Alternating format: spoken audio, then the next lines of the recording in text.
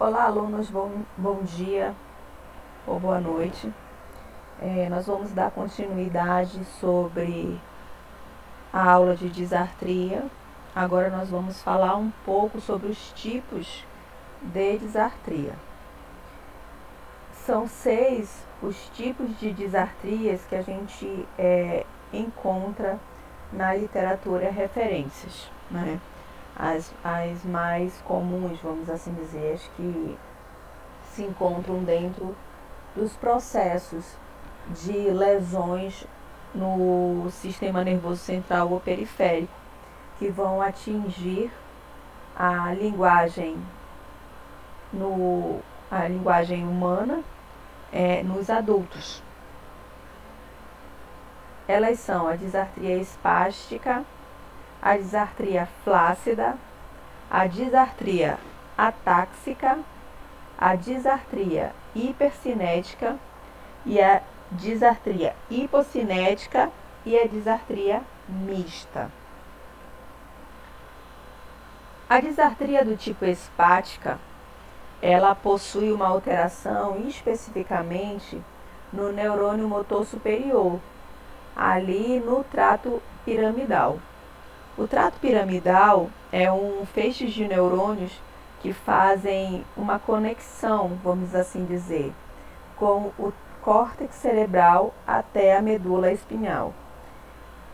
Esses feixes de neurônio, né, esse trato piramidal, ele vai ser responsável pela motricidade do corpo, controle postural, a percepção do corpo no ambiente, né, mais propriamente dito, a propriocepção do corpo.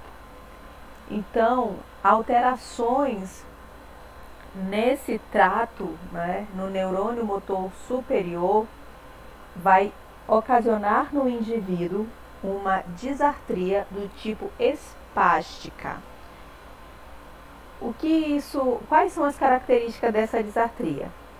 Ela vai ter uma hemiparalisia espástica, ou seja, uma paralisia em uma hemifácie do corpo.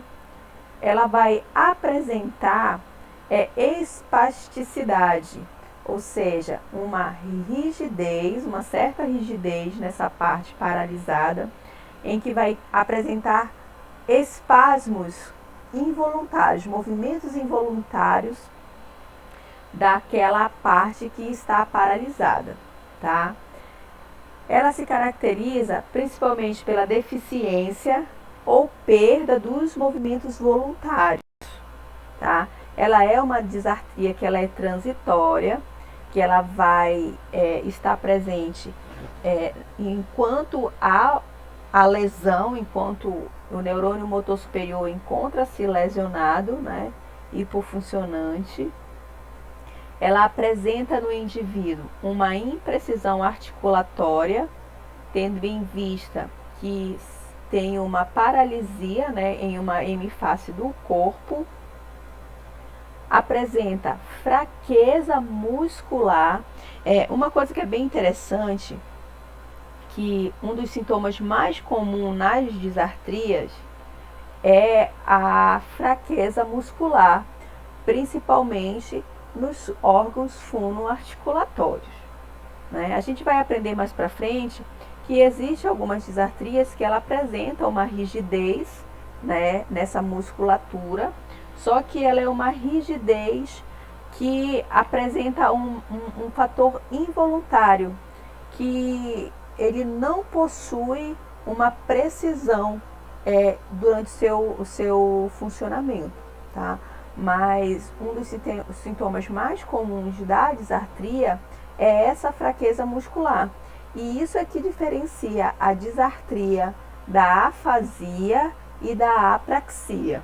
Porque na afasia nós temos alterações de linguagem pura, vamos dizer assim, propriamente dita, ou na compreensão da conversa, do que está sendo dito, ou na emissão da fala.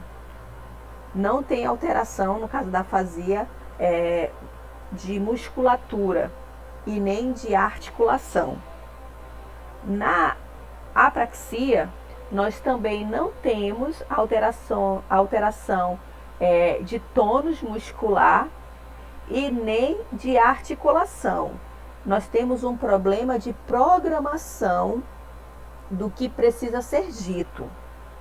Já na disartria, nós não temos alteração de compreensão e nem alteração da dicção propriamente dita, da fala, da programação da fala, do que quer ser dito.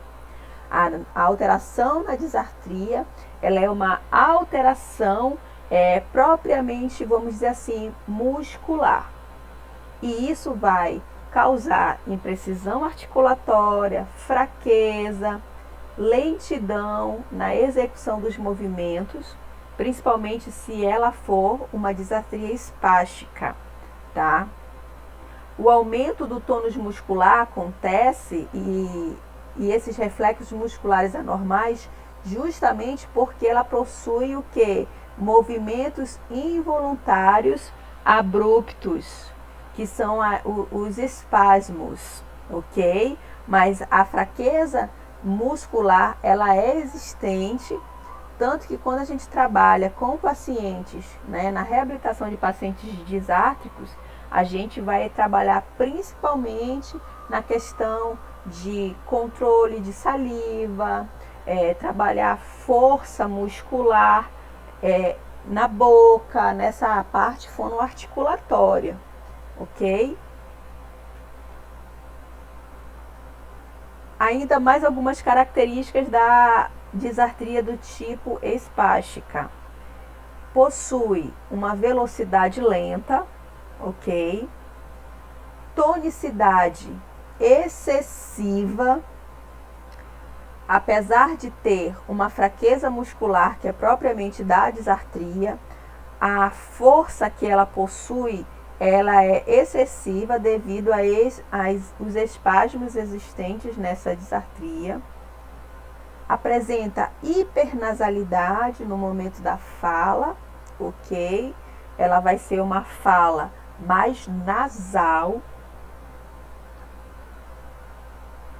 Apresenta poucos movimentos da língua durante a fala, isso devido à imprecisão articulatória, né, devido à espasticidade desta disartria. Então, faz com que a fala seja um pouco inteligível. Por quê? Porque quando nós falamos, para que seja entendido os fonemas, as vogais, nós temos pontos articulatórios em que a nossa língua toca em determinada parte, né, da nossa boca para articular aquele som. Então, se ele tem como característica poucos movimentos de língua durante a fala, então pode ter aí o que? Omissões de sons da fala, ok? A velocidade de fala, ela é reduzida, tem uma fala mais demorada, porque ele possui imprecisão, possui poucos movimentos linguais, ok? A fonação, a fala e a entonação são deficientes, tá? A fala do disártrico, de uma forma geral, ela é muito monótona, ok? Ela possui uma vamos dizer assim, uma frequência única, uma intensidade, ela possui problemas na prosódia, porque ele não vai dar aquelas entonações conforme a necessidade do texto. Então, ela apresenta uma fala igual em todos os sentidos. Quando ele está com raiva, quando ele está feliz, quando ele está triste, é a mesma entonação, ok? Que ele possui. Inteligibilidade reduzida durante a conversação. Movimentos linguais alternados também reduzidos. Os movimentos labiais reduzidos durante a fala, ou seja, uma articulação encurtada, ok? inteligibilidade descritiva também reduzida. Tudo que se fala em termos de articulação das palavras está reduzido nesse indivíduo, está lentificada, está encurtada. No entanto, esse paciente apresenta uma voz áspera, ok? Com esforço. Por quê? Porque existe uma rigidez espásticas nessa musculatura. Com a velocidade lenta e essa tonicidade excessiva, ele precisa fazer muito mais esforço para produzir a fala. Então, essa voz áspera, ela surge justamente porque ele precisa apresentar um esforço muito maior para sair. Aí ela sai com aspereza, ok? Articulação imprecisa das consoantes, hipernasalidade e falta de controle da intensidade vocal, ok? Essas são as características da disartria do tipo espástica, e normalmente esse tipo de disartria acontece, né, na esclerose lateral amiotrófica, em traumatismos crânioencefálico e pacientes que tiveram acidente vascular cerebral, né, em um dos hemisférios cerebrais, normalmente no hemisfério dominante, ok? Outra disartria, disartria flácida. A disartria flácida, ela também tem sua alteração ali no trato piramidal, mas isso já a disartria flácida vai ser nos neurônios motores inferior, tá? Que ele vai estar ali a conexão dele, né? O caminho dele vai ser o corno anterior da medula espinhal, tá? Essa disartria, esse neurônio motor, ele conecta aos músculos, ok? Envolvidos no mecanismo da fala, ou seja, ele se conecta a esses músculos através dos nervos cranianos, que é o nervo trigêmeo, o nervo facial, o nervo glossofaríngeo, o nervo acessório e o hipoglosso, ok? E os nervos espinhais que vão dar suporte, né, aos músculos da respiração, também como os nervos frênicos e o intercostal. Então, a disartria flácida, ela vai ter uma alteração, né, lesões em alguns dos nervos cranianos e compromete principalmente o quê? Os mecanismos que vão envolver a fala, que também vai apresentar alterações na deglutição, ok? Porque os órgãos fonoarticulatórios não servem também apenas para falar, né? Serve para respiração, para mastigação, deglutição. Na disartria flácida, as características, elas vão variar, as características de alteração da fala, ela vai variar conforme o nervo e o músculo que for afetado, ok? Quanto mais é afetado aquele par craniano de nervo, maior as características vão estar mais relativo às funções que aquele nervo possui, se ele for motor ou se ele for sensitivo, ok? Também vai apresentar fraqueza e redução de tônus muscular, ok? Tendo em vista que esses nervos, eles podem ser tanto motor quanto sensitivo, e alguns deles apresentam, né, as duas funções. No geral, os principais aspectos da disartria flácida são poucos ou inexistentes em relação ao vedamento labial, ok? Como ela apresenta uma fraqueza e uma redução do tônus muscular, então esse indivíduo ele pode não conseguir vedar, né, 100% essa boca, e isso, né, proporciona o que? Cialorreia, que é a saliva excessiva, tendo em vista que a boca não vai estar fechada e não vai facilitar a deglutição, ok? Até mesmo porque outros pontos ali dos órgãos fonoarticulatórios também vão estar alterados, dependendo do par craniano que foi alterado, e ele vai apresentar aí até uma disfagia orofaríngea relacionada com esse fator da deglutição, tá? Ele vai apresentar anormalidades de lábio em repouso e esticado, né? Pensa que quando o lábio estiver em repouso, ele pode estar aqui, ó, aberto, né? Ou semi-aberto, dependendo da alteração, do grau dessa alteração.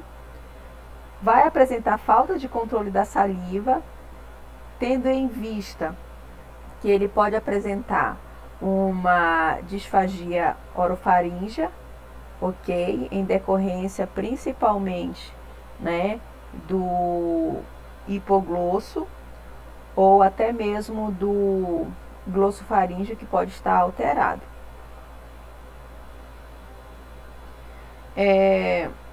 Pouca ou inexistente habilidade de movimento da língua, medidas de tempo máximo de fonação reduzidas, né? Os pacientes disártricos, eles apresentam muita alteração de voz, né? E uma forma de avaliar esses pacientes com características de disartria são justamente os aspectos vocais deste indivíduo, tá? Pouca ou inexistente habilidade de movimentos da língua, aí medidas de tempo máximo de fonação reduzida, baixa inteligibilidade da fala, tá? Em toda alteração de fala disártrica que apresenta tônus muscular reduzido ou com fraqueza, você vai apresentar uma baixa inteligibilidade dessa fala, ok? Tendo em vista que vai ter incoordenação dos movimentos articulatórios em relação a ponto e modo articulatório, ok? Mobilidade dessa língua vai estar diminuída, porque a língua ela é um músculo. Então, se ele possui uma redução de tônus muscular, essa língua ela vai ter pouca mobilidade, vai estar hipotônica, vai estar ali mais alargada. Então, ele vai ter mais retenção, ele vai ter mais retenção, retenção, vamos dizer assim, da saliva, podendo causar cialorreia, se esse lábio também, né, não possui vedamento. E aí, para ele controlar todas essas informações e falar é muito mais difícil, certo? Outras características. Apresenta também hipernasalidade. No entanto, a voz já é uma voz soprosa, né, sussurrada, e frases curtas. Seu discurso não são alongados, são frases mais curtas para se passar uma mensagem, para uma conversação, tá? E em quais doenças a gente pode observar como consequência a disartria flácida? Traumatismo crânioencefálico, distúrbios vasculares, tá? Aqui a nível de córtex, né? Um AVC, distúrbios vasculares acerca de irrigação sanguínea no cérebro. AVC, principalmente quando ele acontece ali no tronco encefálico, tá? O tronco encefálico, ele é a base do encéfalo que mais apresenta pares cranianos emergindo ali como ponto de saída, né, de início. É o tronco encefálico, tá? Então, alterações de tronco encefálico podem desenvolver disartria flácida, ok? E a síndrome de Guillain-Barré. Outro tipo, deixa eu parar aqui.